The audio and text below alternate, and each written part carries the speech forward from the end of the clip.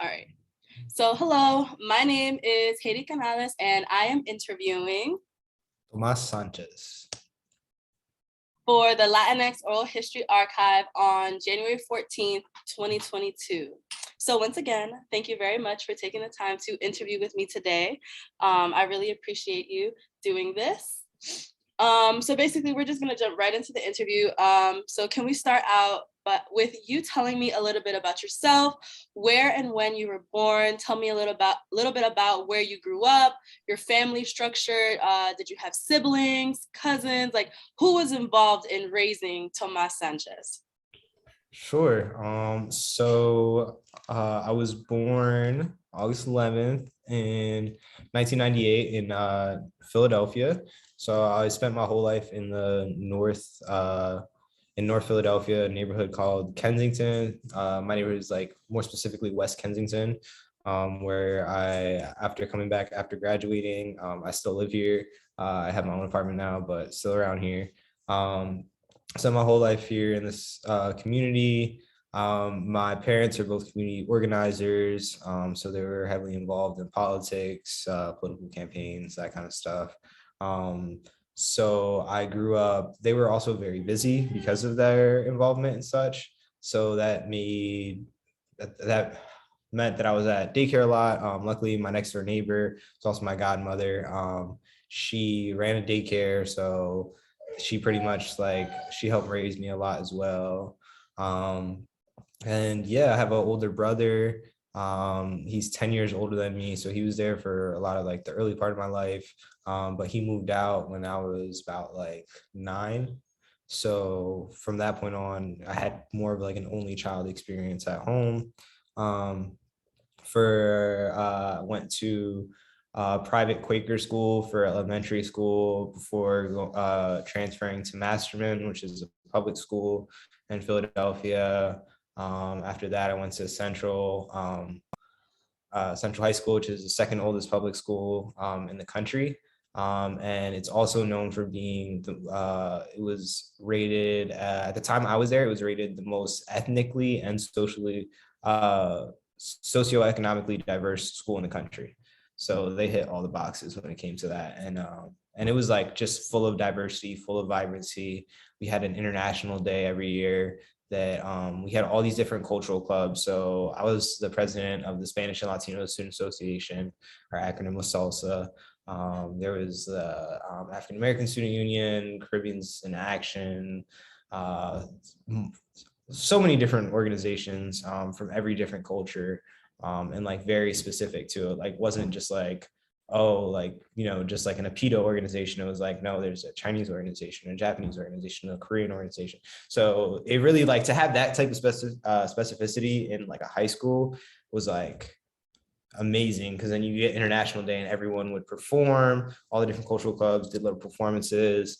There was a international cafe where you brought a dish, everybody brought a dish, and if you brought a dish, you were able to go around. It was a big ass buffet with just all these different foods and stuff. So yeah, that's kind of where I came from. My neighborhood is a little rough.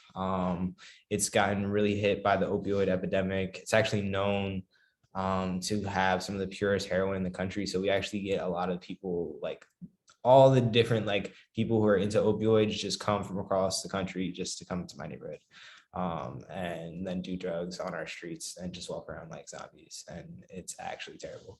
But there's a lot of good people that are stuck here, and it's hard. So that's kind of my background.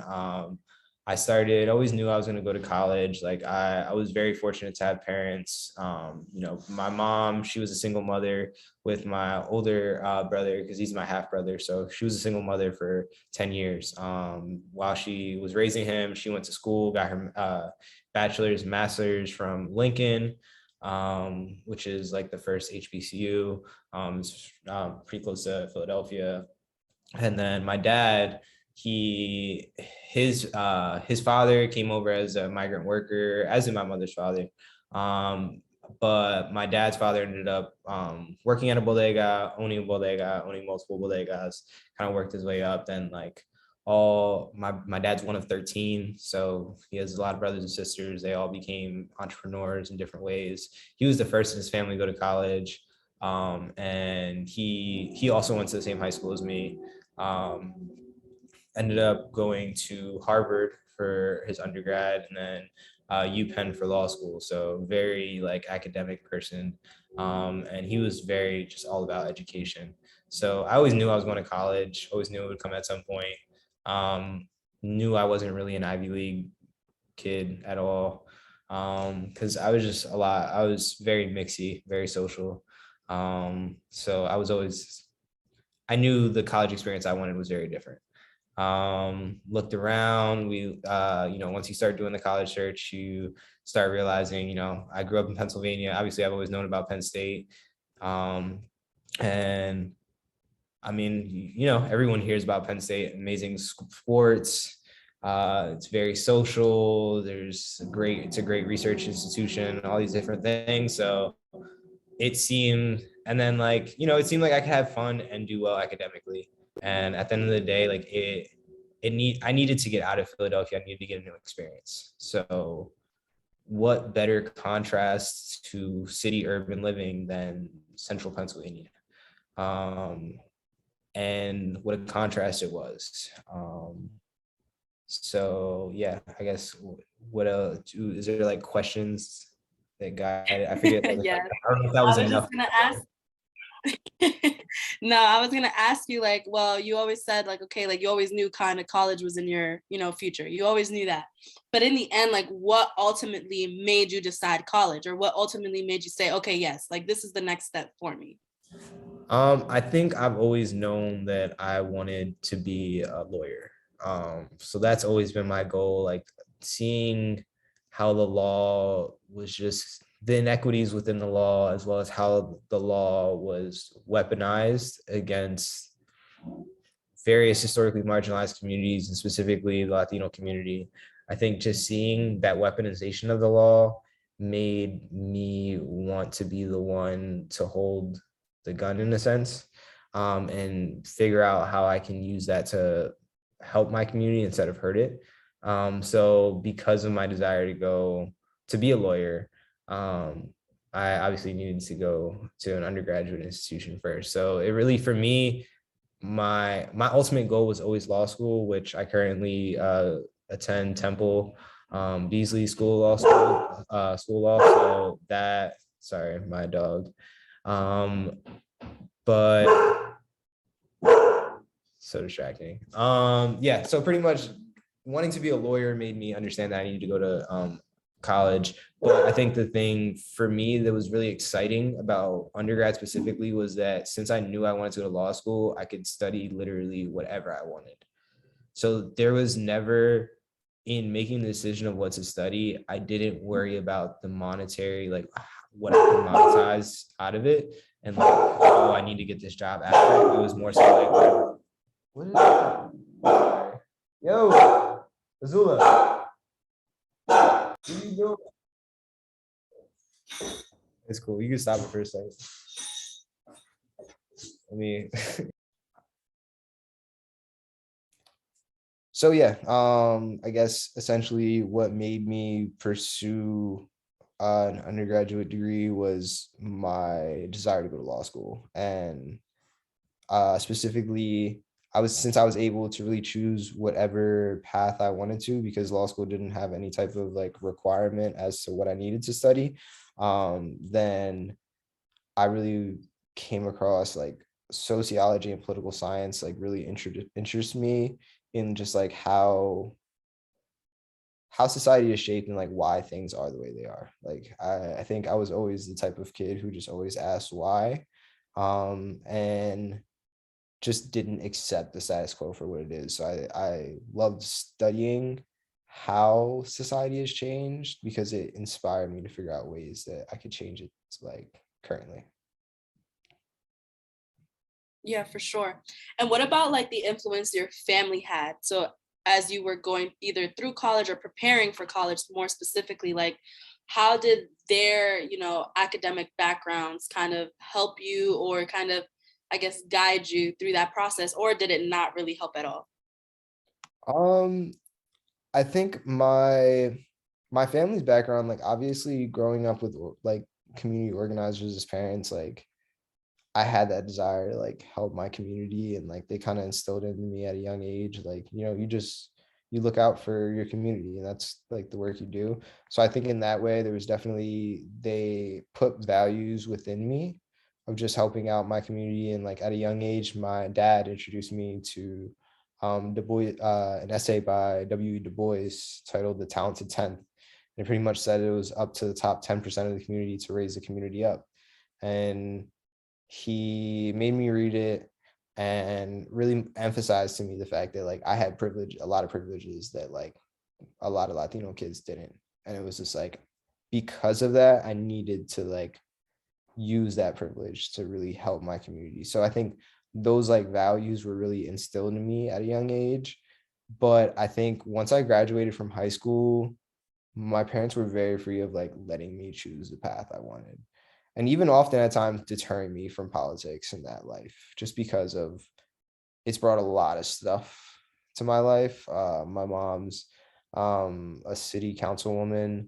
My dad actually had at one point ran for state senate, and during that campaign, our house was actually set on fire in an attempt to get my dad to not run. So like growing up with like stuff like that happening, like my family was always like, we paid our debt, like you don't have to go down this path, like we've done it for you, like we've paid our debt to the community, like you don't feel like you have to do the same thing. So I always had the freedom to really do whatever I wanted, but I think there was this underlying just like my value system was based around supporting Latinos. So naturally, when I got to Penn State, I think that just continued when I saw especially how much more the Latino community needed it. Cause like it's different when you're dealing with like a city where there's all these different people and it's so diverse, and um everybody's interests are kind of heard to a degree, but like Penn State, it's like it's a very small community and it's very hard to get those voices heard. So I think that just natural, like the values that my parents had put within me had like a lot to do with like what I ended up spending my time on at Penn State.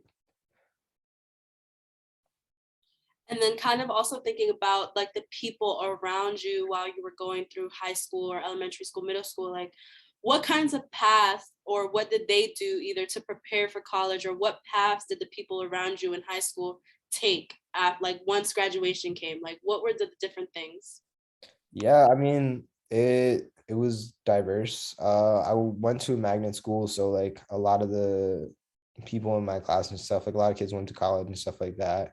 But like in terms of like the people I grew up around and like around my neighborhood, like most of them, if they graduated from high school, like that was it. And like even ones that like I went to school, people I went to school with, and like I had friends who lived very different lifestyles from me, and didn't have a lot of the opportunities that I was given. So they kind of had to make their own opportunities. And um,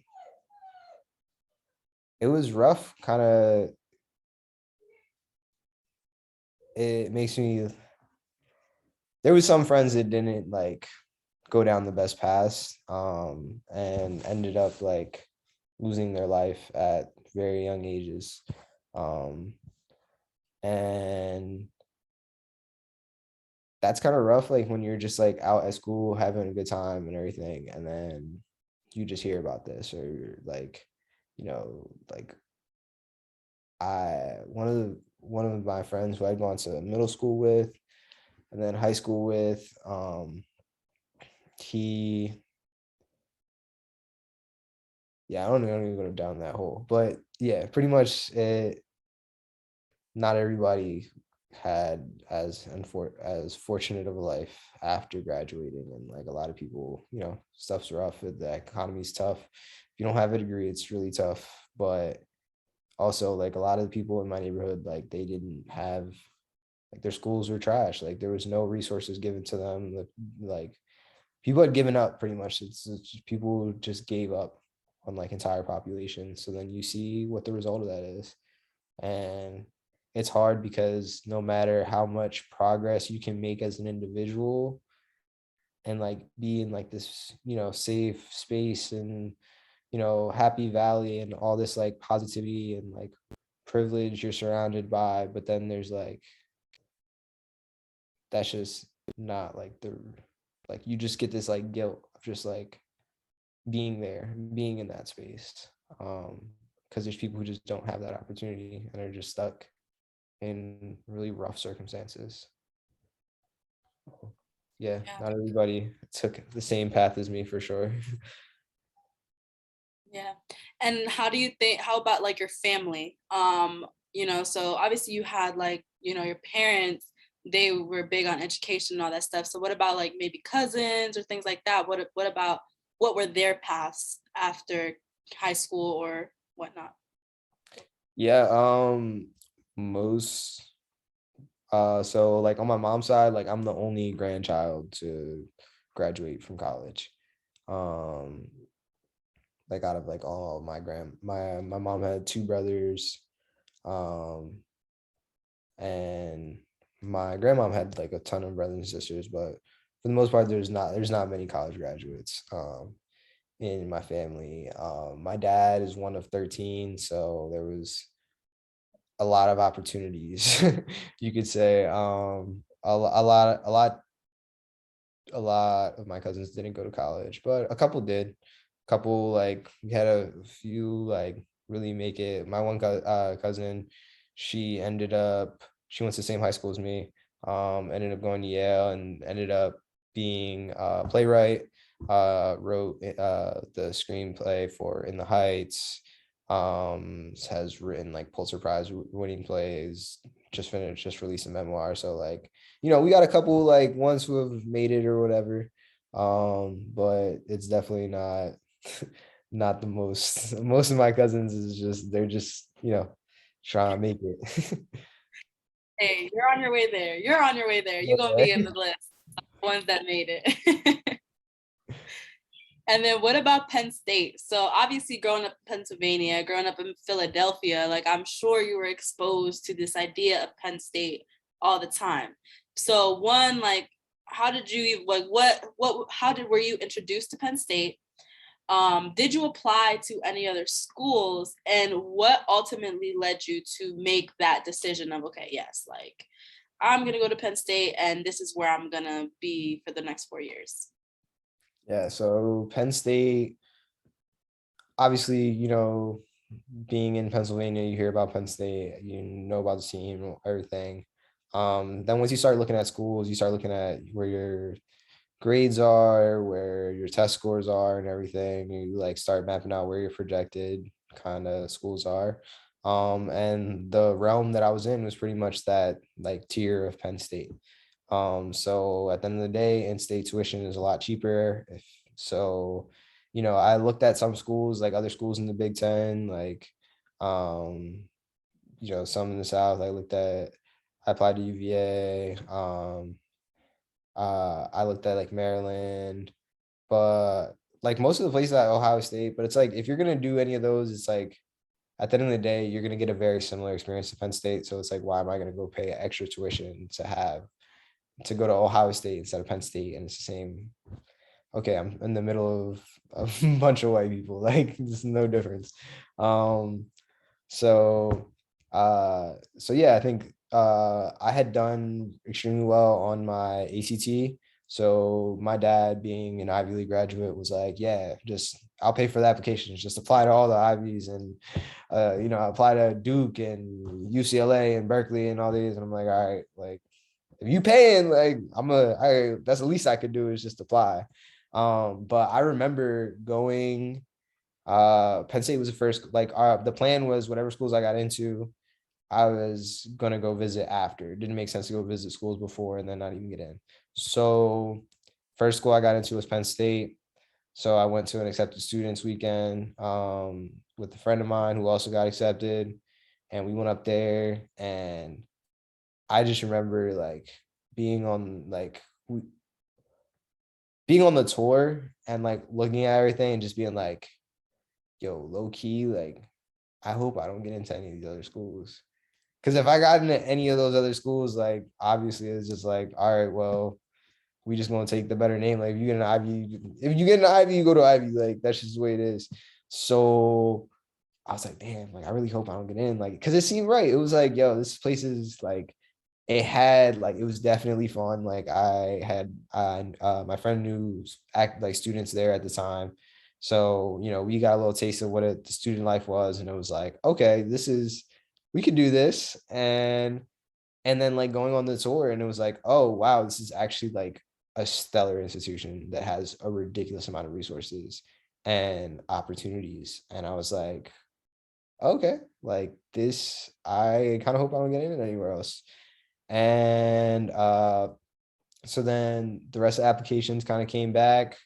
I had gotten into Temple, which my dad worked at Temple, so that would have meant free tuition.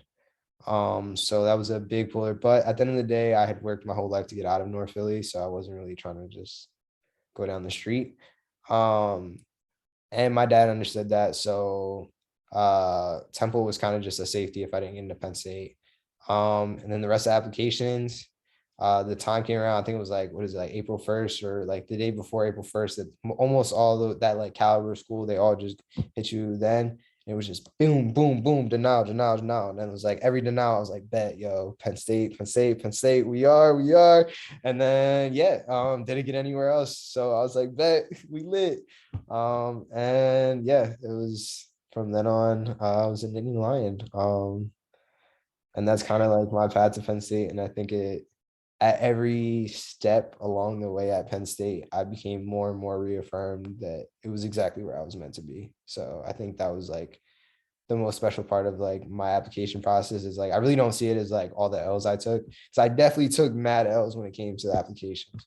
But it was because I needed to go down this path. And that was the only way I was going to go down this path. Because if I got into any of those schools, I would have gone there and I wouldn't have everything I have now. Like the opportunity, every single opportunity, everything I'm thankful for besides my family that like I can trace back, all traces back to like me being at Penn State and it not coming into my life without Penn State. So I definitely have the utmost gratitude for that. And what about like your impression? So you said that you had like you had a good taste of what Penn State could be like, before you were actually a student.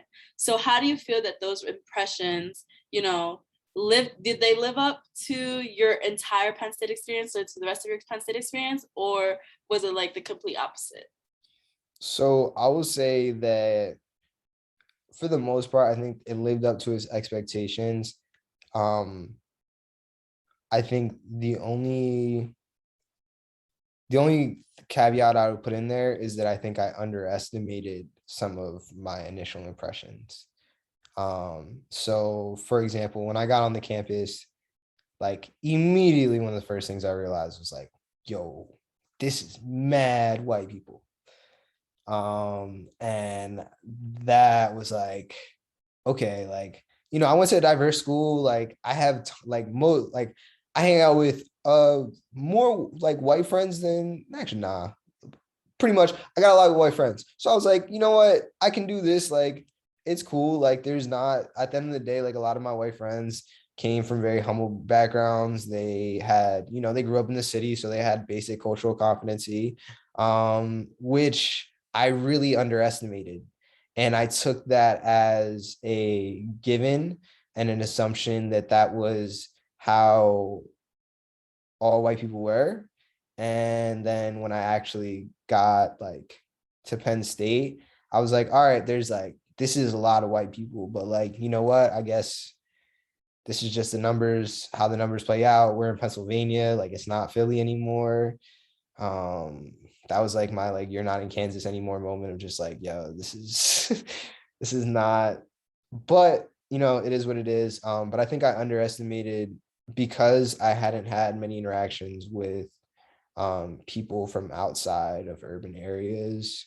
I didn't really realize how much of a culture shock that would be. And I think by far that was like one of the things that I just underestimated. So I wouldn't even say it wasn't like a Penn State didn't meet my expectations in terms of like it literally just wasn't, I never had to think about like going to such a diverse high school. Like I never had to think about there being my like multicultural teachers. Like that was just like it just happened. That's what you like. It was just natural. Everything was natural. It wasn't, I didn't have to think about having to like teach teachers how to interact with people, like, and how like just all these different things that I had like an ignorance to, because I came from such a diverse and urban setting. So when I got to Penn State, I never even thought of that as a factor. But I soon realized that that would be a really big shaper of my experience at Penn State. Um, so yeah, definitely, it wasn't like a didn't meet expectations. It was more like you just had no clue what you were really like walking into. Yeah, no, and that makes perfect sense. And can you kind of expand on, that realization of having to, I guess, be more consciously aware of who you were, I guess I could say. And in terms of like, what did it feel like to, leave North Philly and actually live in State College for 4 years? Like, what was that transition actually like in practice? Yeah, it was rough because the year that I had gotten into Penn State, Lion Path had messed up and sent out a bunch of like I think a couple extra thousand acceptances that it wasn't supposed to University Park. So I came in with one of the largest the largest Penn State class to be at that point, which was like over 9,000 or whatever. But because of that, because of the over acceptance, University Park didn't have the infrastructure for that. So they started allowing people the opportunity to go to a Commonwealth campus at an extremely discounted rate for a year, and then come to University Park the year after. So originally I was supposed to come up to Penn State with two of my best friends, and both of them ended up taking the money, and I came up solo. So it was like really like a bare bones, like really starting from scratch. Um, so it was weird at first, just kind of getting here and then like having the realization that not everyone like had the same experience, and like just like feeling like almost just looked at in certain ways that I felt like wasn't looked at before. Like it was like how I dressed, I became very conscious of, like coming from Philly, like I just always wore like, some jeans, sneakers, like hoodie. Like I always had a hoodie on. I always had my hood up. Like that was just my natural, like, cause in the city, like that's how you get around. Hood up, head down. Like that's how no one messes with you. You know what I'm saying? So like that was the kind of environment I came from. So like I kind of when I came there, it was just like, oh, people looking at me, like people literally like walking into stores and having like clerks look at you the whole time. Like that wasn't like stuff I had ever experienced before. Cause like at the same time, like I was always a very non-threatening looking person, like in like, like on it, like still had, I knew how to dress nice and stuff like that too. Like, I throw on my Sperry's on occasion. Like I'm probably the only like person you would see in my neighborhood with like Sperry's or Uggs on or whatever. But like I didn't care because I felt like I was always in that middle ground between different spaces.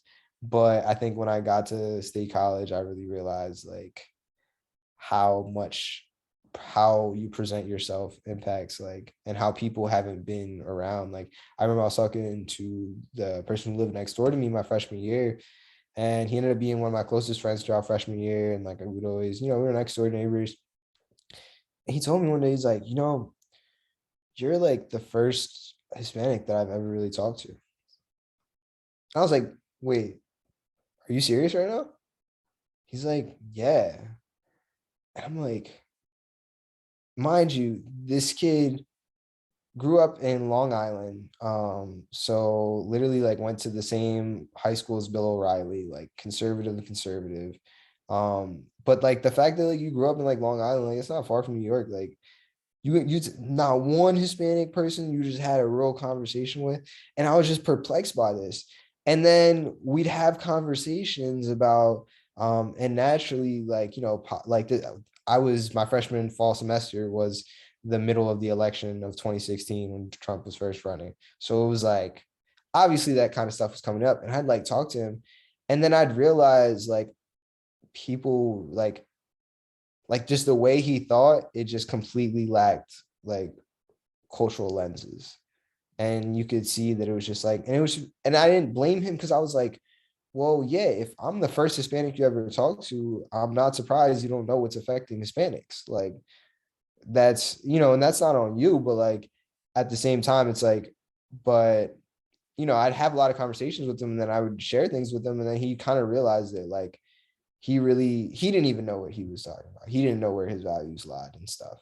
So it was just a lot of like having to be like people's first interactions, and like just having to educate others. And I think that was one of the biggest things I realized coming to Penn State, was just like the toll of that, of having to almost explain your existence, like, and just constantly feeling like othered. So I think that's definitely something that like feeling wise, like I felt that culture shock coming to Penn State, and just that difference. And then what about like after your freshman year? So what was kind of like, because I mean, you already kind of touched on like what my next question was, which was like, did you feel like people had an understanding of your culture? So kind of elaborating on that, like throughout your Penn State experience, like overall, thinking about it overall, like, do you think that people that you met while at Penn State have a good understanding of your culture? Or had? So I just had like a lot of tangential thoughts that came off of that question. You can But take tangents. yeah, no, I'm trying to think of like where to start. I guess I think the important thing in like my, I guess, Penn State story that's essential to kind of understand my perspective is like my freshman year, at the like first thing I did when I got there, I didn't know anyone. I was immediately like, all right, I have to find the Latino student organization that's here. So before I had even gotten to campus, I had already looked up, found Latino Caucus, and was like, okay, this is the move.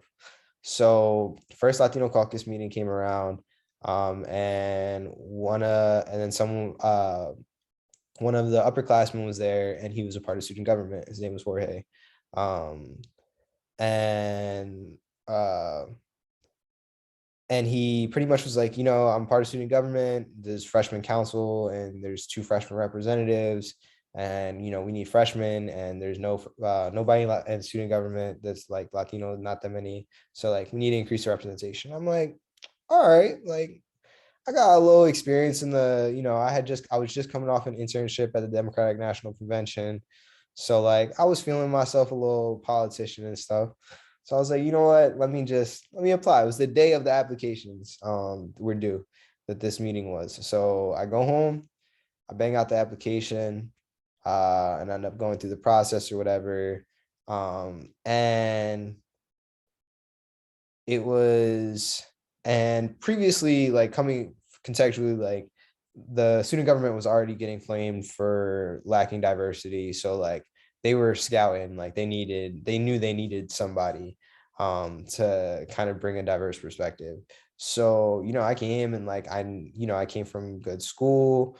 I knew what I was talking about. I knew politics. Like I knew government, I would say, not even politics, but I knew how government worked. I knew, um, and because of this upperclassman that I'd befriended, he kind of gave me a heads up as to like what they would be asking about, what to brush up about. Like, so I made sure to look up, like do my research on the organization, knew about its structure. So they were just blown away. Like I was like, oh my gosh, like this little Hispanic kid his resume is actually good, and he knows what he's talking about.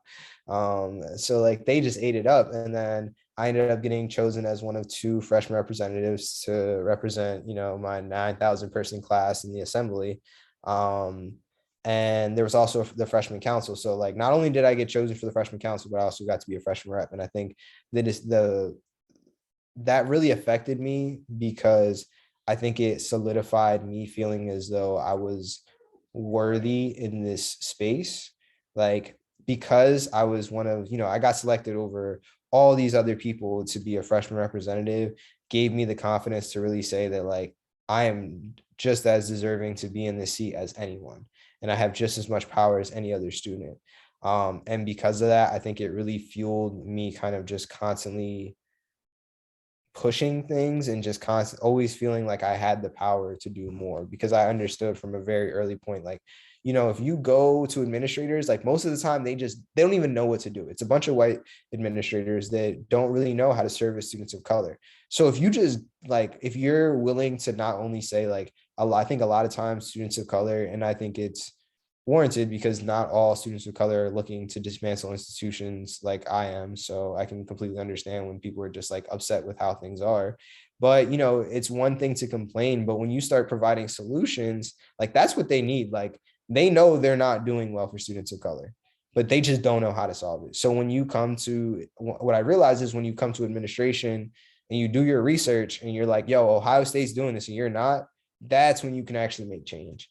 And I think learning that at an early point made me like just constantly pushing things from day one. So like whether that be, my first initiative that I worked on in student government was trying to get bilingual communication resources through the various, and I realized it wasn't going to be like I couldn't just tell Penn State like, yo, you just got to start doing it, and they would just do it. Like it's a bureaucratic institution. I had to go office by office. So I was like, all right, I'm gonna start with admissions. This is first interaction with students. Like, let's start. Let's see what we can do there. So I started talking to them. They completely realized that they needed to do better about Latino students, but they didn't have anyone to really help them figure out what to do. So off of our discussions, all stemming from like my initial discussions with the Office of Admissions, they ended up creating a bilingual internship position, which then would provide resources. And I think they're actually looking, last I heard, they were trying to start sending out letters of acceptance in the language people family speak, so that they can actually like share that moment. But they ended up starting, I was talking about how I had gone to UPenn when I was in high school, and just going on the campus made a big difference. So I was like, can we get Latino public school students from across the state to like, can we bring them up there? And admissions was like, oh, that's a brilliant idea. Like, yeah, we got the money for that. And it was like, okay, so we're doing this. And then it started an annual trip for Hispanic Heritage Month that still goes on to this day. And I was there for like 3 years of it. And just kind of starting that program, it kind of evolved in terms of like, we ended up having like a breakout sessions where we'd split between the male identifying students and the female identifying students, and kind of just like break them to talk about like more personally with students on campus, like things in that. And we had members of various Greek organizations kind of come and express with their organizations about how they've been spaces for students of color. So just doing everything to show like Latino students like, yo, you can come here, this place. We had the Latino Caucus dance team come perform, like, yo, like to come to a campus and see a bunch of Latino students tell you about how it is, and you see dancing like bachata and salsa, and you're seeing all this like culture and like all the beauty of like what is in you. When you can see that at Penn State, that experience within itself, I think helped a lot. And I had so many kids after like taking out my information, hit me up after like, oh, I'm really trying to get in, or, oh, I just got in, and like, or I got into the Commonwealth, one of the Commonwealth campuses, but I'm not sure if I should go. I really just want to be at UP, and just kind of like having those kind of conversations, and just like all because of this program that I started with them, and just starting these conversations. And that was just all with like one department. So I think like I had a like sequence of just kind of realizing like, okay, like I just have to like start these conversations. Like it's really just about like, if I do my research, I come correct. Like it's not about just like complaining about how things are, but like we just have to be very solutions based. And I think that was kind of how I like restructure how I think orgs advocated, because I also noticed like before I really got into a lot of the multicultural organizations, I realized that they kind of advocated just from a position of just like, oh, this isn't right, but not like really providing anything. And it's like, okay, like you can organize everyone and, you know, throw all these protests or whatever, but like they don't know what to do. And like you have to be like, give them something. And I think that kind of like solutions based advocacy that was inspired by like that generation of leaders. Because I won't say it was just me. I think it was also Jorge, um, who became president of Latino Caucus, who was a Latino Caucus president before me.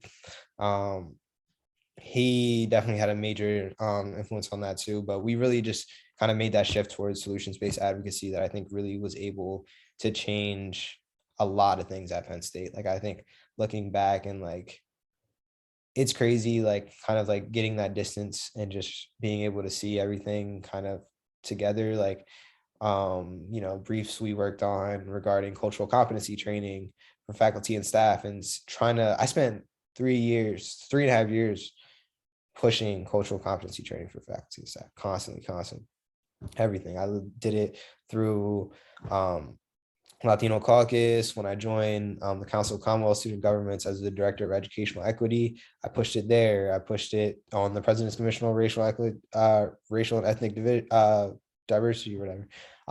Like all these different spaces, it was just like pushing a single like initiative. And like it took so much time, and just I was constantly told Faculty Senate would never do it, Faculty Senate would never do it.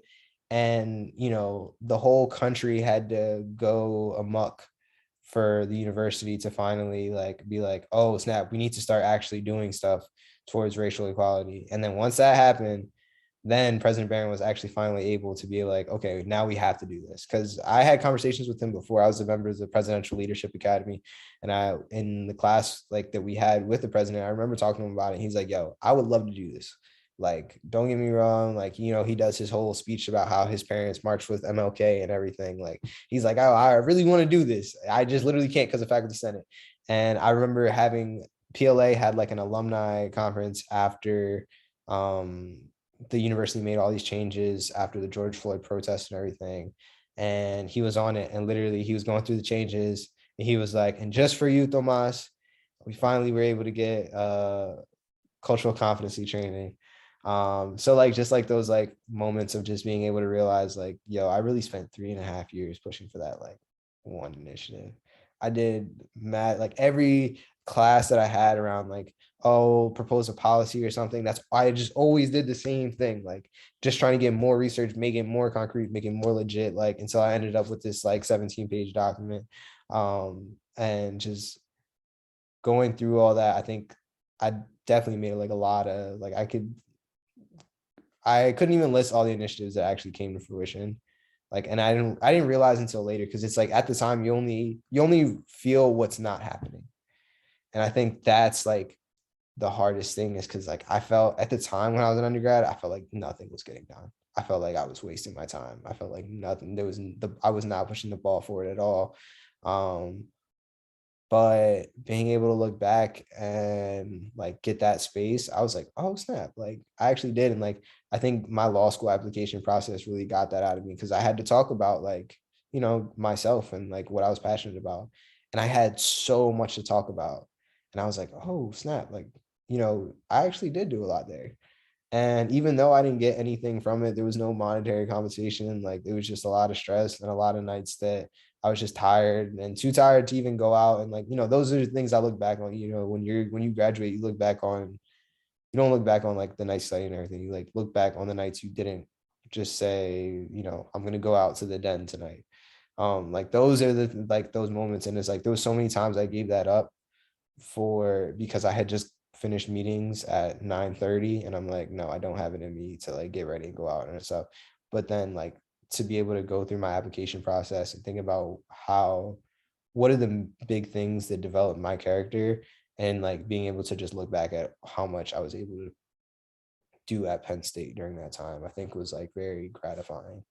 And like it was like things were in a really rough place, and I feel like they always feel like they're in a super rough place, but like we're definitely making it better. Like at the time that I joined Latino Caucus, there were no the delegate orgs, no one was talking to to Latino Caucus, nobody wanted to talk to LC. Our constitution was trash. The e-board had all left and it was completely new e-board. They left us $7,000 in debt. Like ridiculous. Like, how are you a student org $7,000 in debt? That is absolutely ridiculous. And that's where like, but to be able to, you know, take the org, restructure the constitution, get everybody to resign, you know, fundraise all this money, host, you know, bring back, oh yeah, the bilingual newsletter, being able to start the committees, like having like 3 committees operating, like granted, like it was always rough, like, you know, it was rough running them. Like it was definitely not easy work. And I think at times it got to be like, I got too ahead of myself in wanting to just make so much change and make things better so much that it's like, you forget this, like, yo, we're doing all this and like, we're supposed to actually just be here like learning, like, and here we are actually having to change the institution and do all this stuff that people are literally getting paid to do, who like have the degree that I'm trying to get. And then it's just like this circle of like, what? But I think we students have so much power to like push the university forward. And I think that like we were able to really do a lot between, you know, the bilingual touring that started and getting the PRCC expansion that I don't know what's currently, you know, I've been disconnected, so I don't know how things are going now. But last I heard, when the Latino Caucus actually sat there and put that brief together, the policy proposal, it was like 17 pages long, doing all that benchmarking of other institutions and like providing that, like that's when I remember handing that to Vice President Damon Sims and like him being like, oh wow, like just shocked at like how professional and effective it was. And then like he had invited me to dinner after that, like, you know what, we need to go look at other institutions. He was like offering to fly me on the Penn State jet to go look at other peer institutions and look at their schools or whatever. And I'm definitely sick that it never happened. But the point is that you could push the ball forward.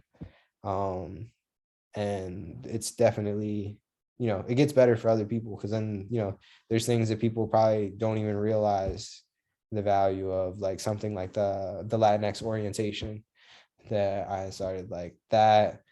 When I came, it was like, it was a bunch of Latino orgs all over the involvement fair, like pieced out, like all spread out, no unification. Like to be able to bring all the Latino orgs together in a room just to talk about, and like that space, like is so like next level in terms of what you can do and that what that provides for students coming in. And they don't even realize it. Even, you know, the mad students that probably just come in and they never join any of the orgs, it's like just coming into that space is like, oh, this space, I'm privy to this space. It's here if I need it.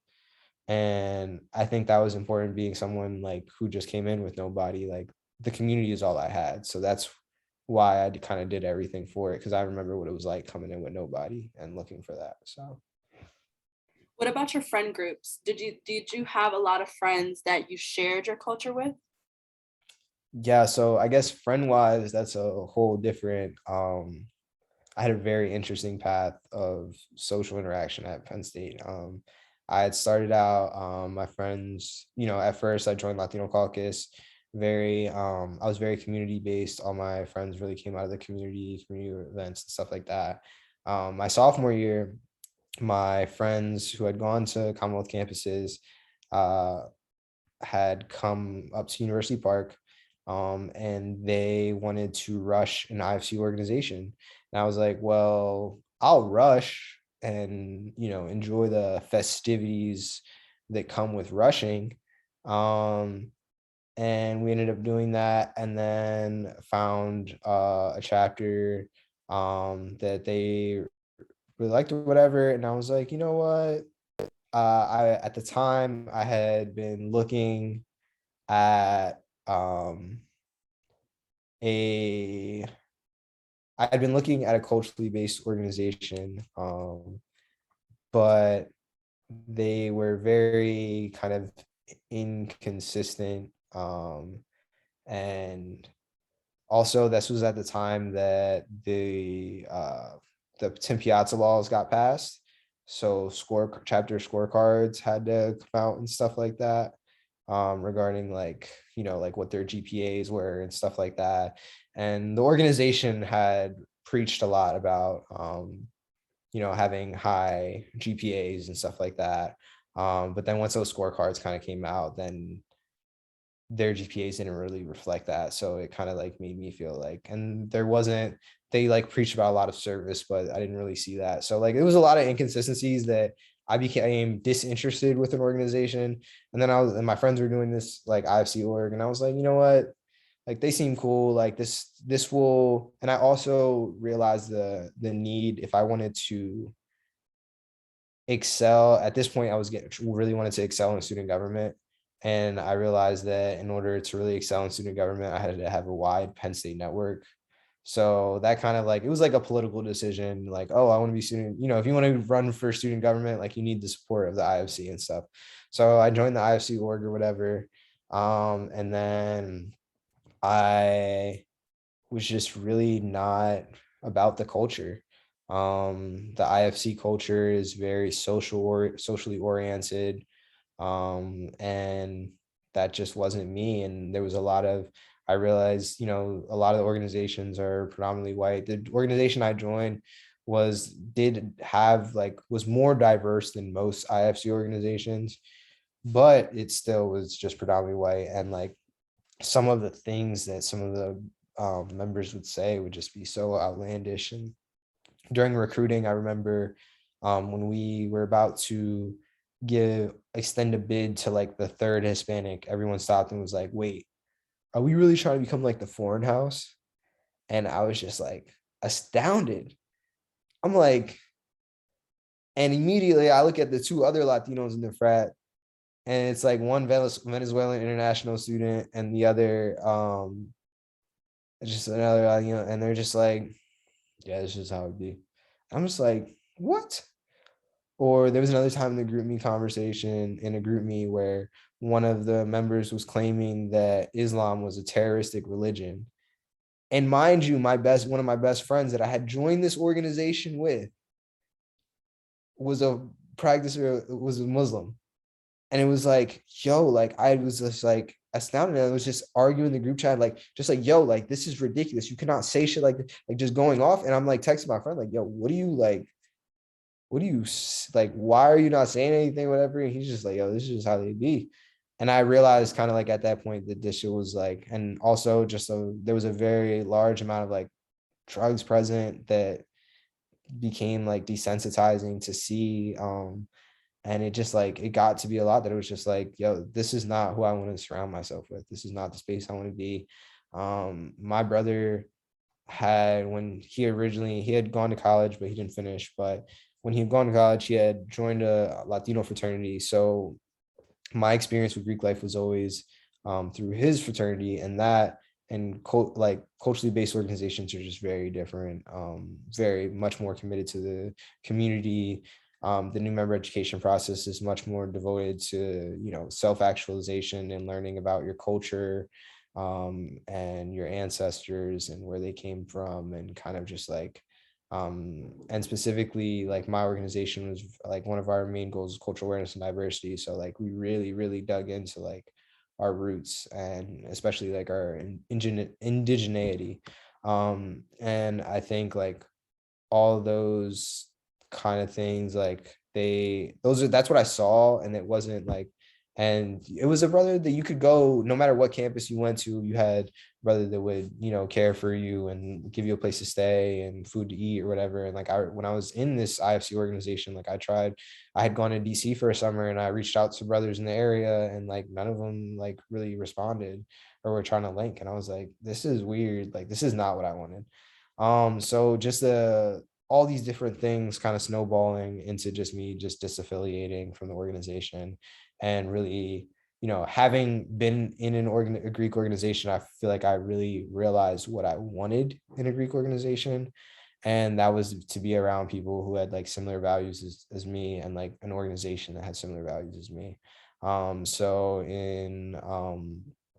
I had disaffiliated, and in the spring of 2019, I joined Lambda Sigma Epsilon Latino Fraternity Incorporated.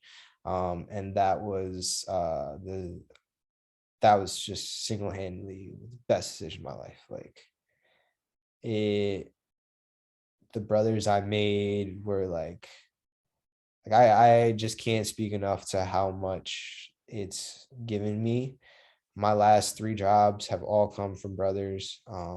My, you know, applying to law school, like I had brothers that were looking over my applications. I had brothers in law school that were helping me, get through, figuring out what, how to acclimate just at every turn. And so I've always just had brothers there, and like to be able to be like meeting on campus, and like our meetings be about like not just about like what social we're, who are we going to invite over to our house on that weekend, but like, like, okay, what programs are we going to organize? Like, we're not doing enough programs. Like, okay, like, why are we, like, how much community service do we have so far? Like, we need to hit this amount, because we had a desire not only to be, the most active on our campus, but like out of our whole organization and nationally, because our chapter has been known.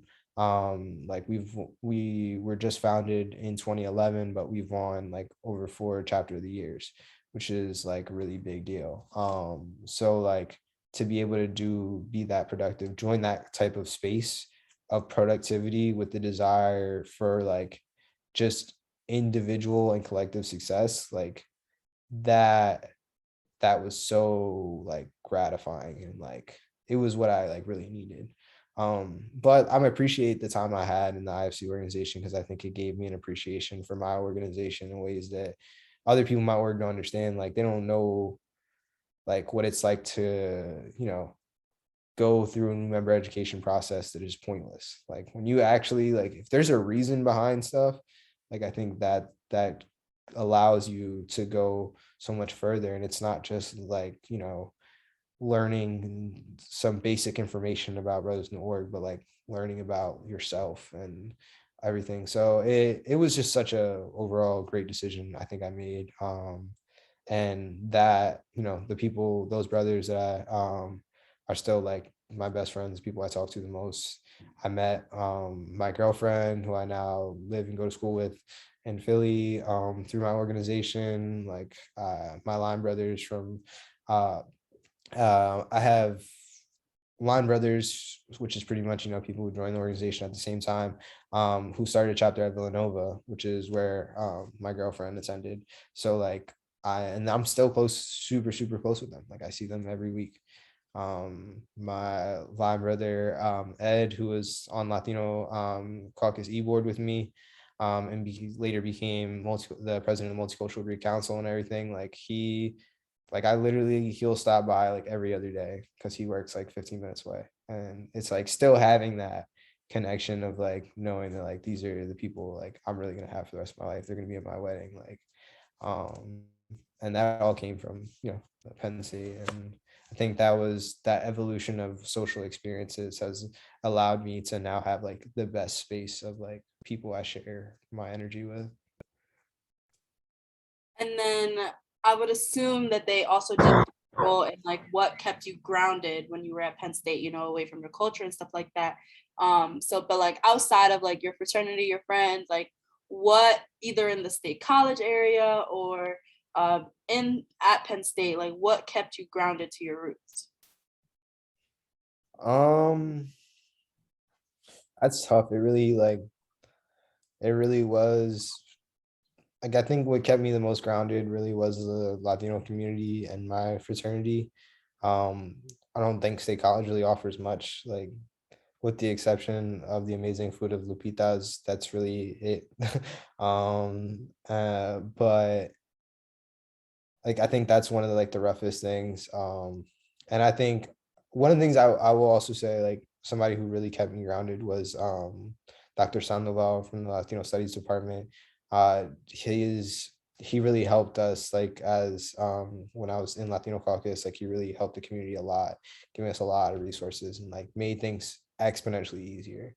And just having that advocate, like and not only for the organization, but even personally, like I had a lot, I was picking up Latino studies minor because he was supporting us so much and trying to get people, the whole point, like, he wanted people to be in the program. And I was like, if you're going to support the program, like you're going to support me, at least I could do is support the program, pick up a minor, learn about myself. So, but there were times that I had trouble like scheduling, and like he always like tried to make something work, and always was able to like figure it out for me, and even like allowed me to like take a graduate course because he knew I would like the material so much and I could offer something to the class, that he offered me a part one of his graduate courses. So that kind of helped, I think, just because he constantly pushed me to use my space in this educational institution to find my own like history, and like to remember where I kind of came from. And it's like in a very like inadvertent way of just trying to push the program and everything, but like with this like deeper idea being that like he just wanted Latino students to just know where they're from and to not have that history erased. And I think that was like super grounding and like constantly pushed me to want to be better, because I had someone who was like help not allowing me to have any excuses. And then what about like, so outside of academics, like, were you working at all while you were a student, like whether it was like a student job or internships? And then what was your experience in terms of like finding those jobs or internship experiences, either on campus or off campus? Yeah, so during um for my first 3 years, while I was like during the school year, I didn't work. I was like full-time community advocate. That's what I would say. I think a big part of it was, I was lucky enough to have parents that provided for me, and I kind of took the fact that I didn't have to work as a challenge to take on more of the work of the extracurriculars in Latino Caucus and student government, and kind of doing all the advocacy I did. Like the advocacy became my job because I realized that most Latino students had to pick up a job. Like most Latino students weren't as privileged as me to be able to do that. So I was like, well, if I have the privilege to not have to work, I'm gonna still work, because somebody has to work for us and they're all busy at work. So I'm not about to just be here kicking it, having fun when, everybody's working for something. So I think so during the school year I didn't, until my senior year. My senior year I did pick up a job working retail. And that was just kind of like to pay for, like, I wanted to become a little more self-sufficient. Things became a little bit tighter with my family. Um monetarily, so I just wanted to kind of pick up my own stuff. And that also meant that I had to take certain steps back from involvement. And but by that point I was very burnt out. My senior year, like by the time my senior year came around, I was very, very burnt out and really just wanted to be a resource to all the people that were kind of going to be next, because I knew, like, once you're out of that bubble, like it's so much harder to connect and kind of get that help. So I think while I wanted to make sure that I wasn't leaving all this work that I had put in to just be like not done after, and I wanted to make sure there was some type of transition. So I think that became the really big focus of my senior year, was just transitioning and making sure like I was just a resource and could just be there for people. And what kinds of things did you like to do for fun when you were in state college? Um, oof. There's not much fun to do. I will say, of course, after I became of legal age, I think going to some of the nightlife and other activities became pretty fun. And like, tailgating is always fun, that kind of stuff. But honestly, outside, like, all my life consisted of was school and like advocacy. Like it sounds really like it's one of the things I really reflect on a lot, of just wishing I had a little bit more fun and did a little bit more. But like that's really all I did. Like it was really just hitting the books. And if I wasn't hitting the books, I was in some meeting, I was in some office, I was talking to somebody, starting some type of, thing or trying to advocate for something. Like that was just always how my time was spent. So anytime I got that, like I wasn't doing that, like I was just chilling. Like I was just chilling as much as I possibly could, like just Netflix and yeah. And then now kind of going into like the closing questions. I'm gonna ask this question first.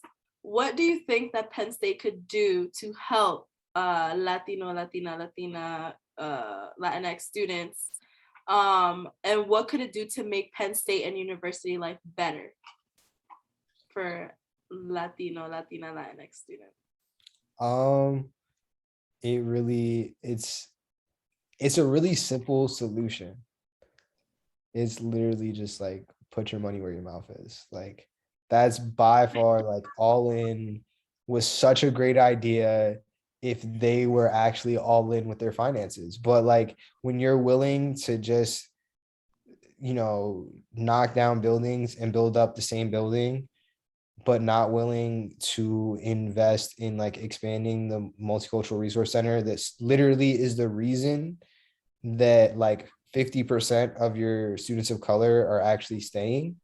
Because I know I wanted to transfer when I first got to Penn State. And the reason I stayed was because I was in UPUA and I was like, you know what, I can actually make the change that I like, make it so that someone else doesn't have this feeling when they get here that they just want to transfer. But at the end of the day, like Penn State, it always came down to like, they were always talked a good game about how much they cared about diversity and inclusion, but they weren't really willing to put the money there. Like they weren't really willing to put money into resources to retain students of color. Like the fact that I had heard a statistic once that the average amount of time it takes a student of color to graduate from Penn State is like 6 years. Yeah. Is fucking ridiculous. Like I literally cannot say that any other way. Like I know this is going to special collections and everything, but it's absolutely ridiculous that is like a fact. Like, and I think Penn State, like what they need is people that are devoted to like students of color. Like at the end of the day, like when Penn State students talk about what got them through Penn State, it's always like this one faculty or staff member that did way more than they had to do because they knew no one else was going to do anything. And then they take on all this weight and all these different students' weights and all because every student has their own badge and their own story. And like you have these faculty and staff that have like one position, but then have to serve this whole other position as serving as like a counselor, confidant, resource, and it's like, yo, just either pay them if you're going to make them do this service. Like if this is the reason that you're able to get these thousands and thousands of dollars of students to actually keep coming back to Penn State, this is the reason, then you have to adequately pay them to give them the ability to justify all the weight that they're taking on. Or you have to add the staff that are going to do that. Because at the end of the day, you can't have someone say, hey, you're going to be in charge of all initiatives for Latino students. But then you're also going to head a department that has to look after all these other students. And it's like, yeah, you're just going to worry about the Latinos on the side because, you're Latina. So you can do that at the same time. And it's like, no, just get someone to do this. There's people who are going to school and have the education to do this, but you're not willing to do that because you'd rather the money go to some resource that something that's just going to make the campus a little prettier.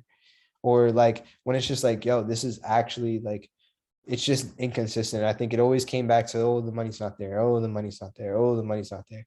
And it's yo, I saw you just waste all this, waste. How much money did they waste on the things on Pollock, the little gates that are permanently down or aren't are always up? It's just yo, did you really need to do that? Did you really need new lights? You couldn't just have a street there. What security measures did you really need? It just it's little things, or as simple as I remember there'd just be the smallest things of changing they would like completely update like bathroom appliances in the hub or something like that. And I'm like, yo, you really like the other sink wasn't working. Like that joint was working fine. Like you really just needed this like new sink that gave you a couple extra, like this stopped at a couple extra seconds and conserved this much water, or these new toilets that are like, it's like ridiculous. And it'd be like little purchases like that where I'm like, yo, y'all really don't care because you're willing to dish out this money with this like little stuff that you don't really need. But then like this things that are actually gonna keep students here, you're like, nah, I don't know, because it's only going to help these students. And it's like, yeah, well, these students need to like stay here if you want this university to keep going. So I think it's just that constant. If there's anything, like Penn State just needs to actually just put the money up, like stop, like actually make the investment in students of color. And I think that's just something they aren't willing to do. They just want to talk the game and, want to check off these same and talk about diversity and inclusion and, constantly talk about the financial benefits of diversity and inclusion. The amount of times I've seen that PowerPoint on the financial benefits of diversity and inclusion in order to sell why you should respect another human being, like, is ridiculous. But it's like, that's what Penn State always comes down to.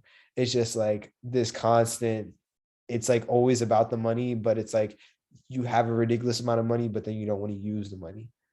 Like, I'm sure athletics department can make like a little donation here and there just to help out all, like, I don't know. It's just little stuff that I think Penn State just gets wrong, and they're willing to like, they don't have their actions don't line up with their words. And it all comes down to like them just not wanting to actually invest in students of color, but want students of color to invest in their university. I wholeheartedly agree. Very much do. And then I'm just going to wrap up this interview with the last and final question, which I'm sure you've probably been asked before. But after, kind of reflecting, at your time at Penn State and all of that, or even like, like you started out, but do you feel pride in being a Penn Stater, and why or why not? Oh, that's a tough one. I will say I definitely do feel a sense of pride with being a Penn Stater. But that doesn't mean that I'm always proud of Penn State. Like, I think there's a lot of times that Penn State just really misses the mark, and it's like very disappointing. And I think more than anything, like even just like other Penn Staters, I think are just like, I don't think Penn State's doing enough to train their students to be culturally competent. And because of that, they send out people into the world, into the workforce, that aren't culturally competent, and it poorly reflects on the institution. And it makes me not proud of like to be like, I think that's the only sense of like not pride that I feel from Penn State is because of other Penn Staters, and because they weren't trained to be culturally competent, and because they're going to go in the workforce and people reflect and be like, because I remember hearing from, when I was first going to Penn State, everyone told me, it was mad white out there. And obviously, I didn't really understand that.